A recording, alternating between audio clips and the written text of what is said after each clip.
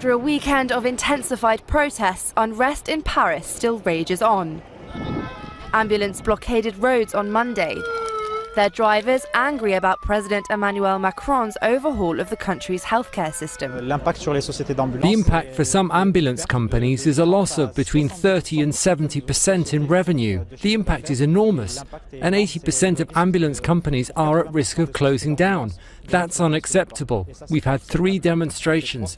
3 times we've given our demands. 3 times we haven't been heard. High school students also gathered on Monday to protest Macron's economic reforms.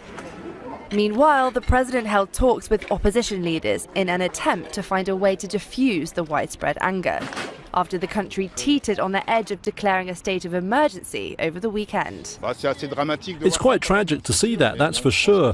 But unfortunately, I think it's currently the only way to communicate with the government.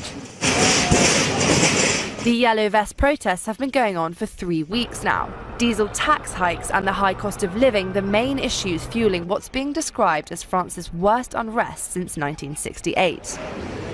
Critics believe the reforms favour the rich and big businesses.